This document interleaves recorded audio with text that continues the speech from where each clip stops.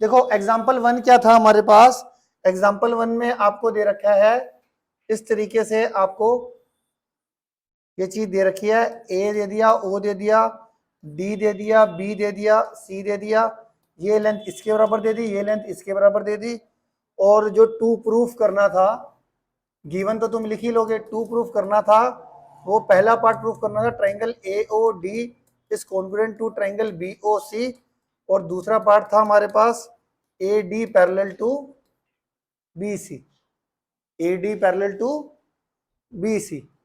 ठीक है, अब मैंने आपको बताया सॉल्यूशन के अंदर कि देखो ये वाली साइड हमारे पास क्या है, ओ इन ट्राइंगल, ये वाली कॉन्ग्रुएंट प्रूफ करनी है तो ए ओ डी में और ट्राइंगल बी ओ सी के अंदर सबसे पहले कॉन्ग्रुएंट दिखाना है, तो यही ले लो, इसको लिख लो एंगल 1 2, एंगल 1 एंगल 2 के बराबर, O A is equal to O B given है, और O D is equal to O C given है ना, ओ सी गिवन है। तो triangle A O D is congruent to triangle B O C हो गया बाय एस ए एस। कैसे, आप किसी भी एक ट्राइंगल को देख लो, ये side angle side, side angle side के बराबर है, ट्राइंगल कॉन्ग्रुएंट हो गई। दूसरा इन्होंने सेकंड पार्ट प्रूव करने को था A D parallel to B C. अब A D parallel to B C, कोई भी दो लाइनें पैरेलल कब होती है, अगर आप ऑल्टरनेट इंटीरियर एंगल इक्वल दिखला दो। अब आपको पता है कि क्योंकि देखो A O D is congruent to B O C है, तो अगर मैं देखूं ए के कोरस्पोंडिंग एंगल कौन सा है, बी। कभी करना बच्चे इसको नहीं नोटिस करते, छोटी सी चीज बता रहा हूं उसको ध्यान देना जरा, वो कहते हैं जी इसके कोरस्पोंडिंग ये होगा, ऐसी तुक्के में इसके कोरस्पोंडिंग ये होगा, इसके कोरस्पोंडिंग ये होगा, ये तुक्का मारते हैं। आपको तुक्का मारने की जरूरत नहीं कि कौन सा एंगल किसके कोरस्पोंडिंग है, आप जो कॉन्ग्रुएंसी का साइन जब बीच में पड़ जाए ना, तो ये देखा करो ए के कोरस्पोंडिंग कौन सा है, बी। तो ए ओ डी में ए और बी ओ सी में बी, ये इक्वल होंगे, ये कोरस्पोंडिंग होंगे आपस में। ठीक है, तो ठीक है, तो अब बाय सिंप्लिसिटी से मैं इसको 3 का नाम देता हूं, इसको 4 का नाम देता हूं। अब क्योंकि ये दोनों ट्रायंगल कॉन्ग्रुएंट है, तो एंगल 3 किसके बराबर हो गया, एंगल 4 के बराबर हो गया बाय सीपीसीटी, और छोटी छोटी बातें हैं। ठीक है, अब since angle 3 and angle 4 are alternate interior angles, therefore अगर ये दोनों इक्वल भी है और ऑल्टरनेट इंटीरियर एंगल भी है, तो ये लाइन इसके पैरेलल भी हो जाएगी। ये लिखने का तरीका सिखा दिया आपको, अगर किसी बच्चे को ये चीज नहीं समझ में आई तो ये हमारा क्या था, एग्जाम्पल 1 हो गया, है ना। ठीक है, इसके बाद एग्जाम्पल 2 पर आ जाते हैं।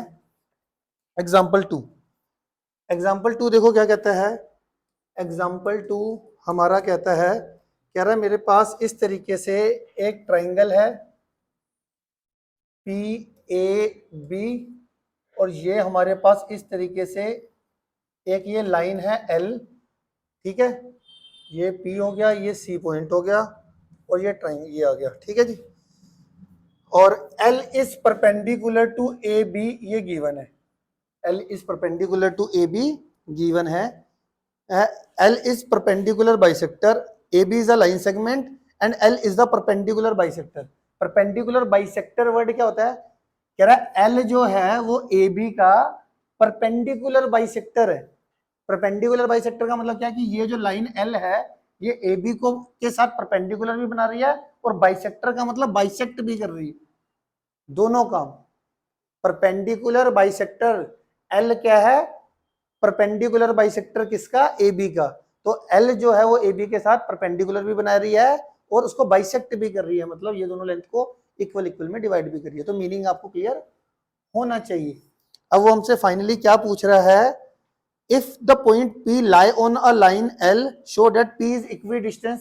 कह रहा है एक लाइन L पे ये P पॉइंट है, P पॉइंट जो वो A से और B से इक्विडिस्टेंस पर है, इट मींस PA और PB बराबर प्रूफ करना है। क्वेश्चन में बोल रखा है जो P लाइन L पे लाई कर रहा है वो इक्विडिस्टेंस होना चाहिए A और B से। तो इक्विडिस्टेंस, डिस्टेंस का मतलब ये डिस्टेंस और ये डिस्टेंस क्या होना चाहिए, इक्विडिस्टेंस मतलब सेम डिस्टेंस। ये प्रूफ करना है कि इक्विडिस्टेंस पर है P point, P point A और B से इक्विडिस्टेंस पर है, ये क्या करना है हमें प्रूफ करना है। तो इट मींस PA और PB आप बराबर दिखाओगे ना, समझ में आ गई मेरी बात। तो इतना अगर हमने लिखना है भाई, गिवन के अंदर क्या लिखोगे हमारे पास ए बी, ये तो आप सारा लिख ही लोगे, इतना तो लिख ही लोगे ना। टू प्रूफ में अब मेजर बात क्या है, P A is equal to P B दिखाना है, P A is equal to P B दिखाना है।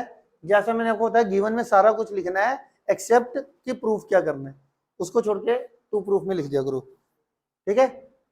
टू प्रूफ को छोड़ के सारा की सारा लाइन क्वेश्चन की गिवन में लिखकर जो टू प्रूफ है इसमें लिखा सॉल्यूशन कर लेना, ठीक है। तो सॉल्यूशन में आ जाते हैं हम।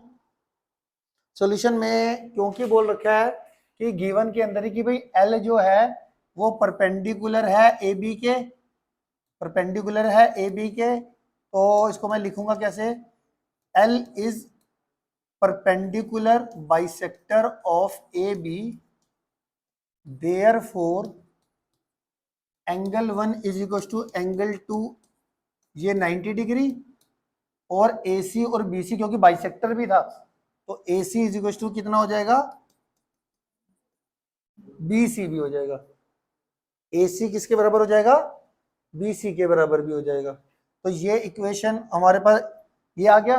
और अगर मैं इन ट्राइंगल, अब देखो तुम्हें पी ए अगर पी बी के बराबर दिखाना है तो पी ए सी और पी बी सी इनको कॉन्ग्रुएंट दिखा दो, बाय सिंप्लिसिटी था दिखा। तो in triangle P A C and triangle P A B के अंदर, ठीक है जी, हमारे पास क्या दे रखा है, P C common, angle 1 is equal to angle 2 each 90,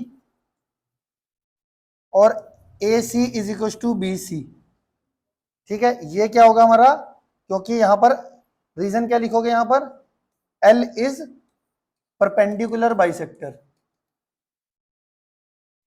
तो देखो ये साइड, ये एंगल और ये साइड, कौन सा क्राइटेरिया लग रहा है, side angle side, S A S लग रहा है। तो triangle P A C is congruent to triangle P B C, P A C P B C के कॉन्ग्रुएंट हो गया, बाय सिंप्लिसिटी से P A is equal to P C आ गया।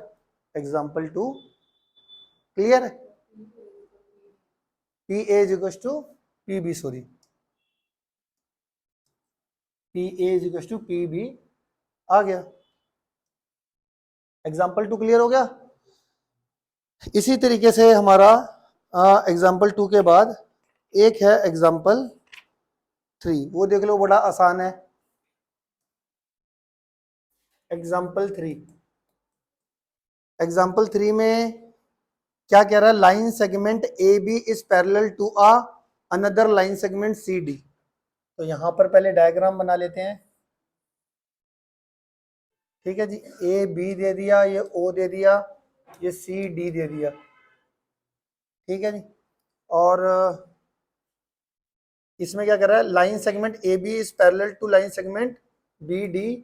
तो आपको एक तो A B parallel to C D दे दिया, ठीक है। O is a mid point दे दिया, O is a mid point of, O is a mid point of A D, O is a mid point of A D. Proof क्या करना है, triangle A O B is congruent to triangle D O C, पहला part. और दूसरा part proof करना है O is also a mid point of, O is a mid point of B C also. Solution check करो। अब जिसको basic concept clear हो गया ना वो अपने आप फटाफट कर देगा इसको। ए ओ बी कहाँ है, ट्राइंगल जेरी, और डी ओ सी कहाँ है, ट्राइंगल जेरी। अब A B parallel to D C दे रखा है, अब A B parallel to D C, A B parallel to C D दे रखा है। तो बताओ कैसे होगा, O is a mid point of A D है, ओ अगर मिड पॉइंट है ए डी का तो ये लेंथ और ये लेंथ क्या होगी आपस में, इक्वल। और ये वाला एंगल और ये वाला एंगल क्या होगा आपस में, और क्योंकि ये लाइन इसके पैरेलल है तो ये वाला मान लो एंगल 1 और एंगल 2 बराबर हो जाएगा ऑल्टरनेट इंटीरियर एंगल से, एंगल 3 एंगल 4 के बराबर हो जाएगा। तो यहाँ पे साफ साफ दिख रहा है ए एस ए क्राइटेरिया से दोनों ट्राइंगल कॉन्ग्रुएंट होगी, है ना।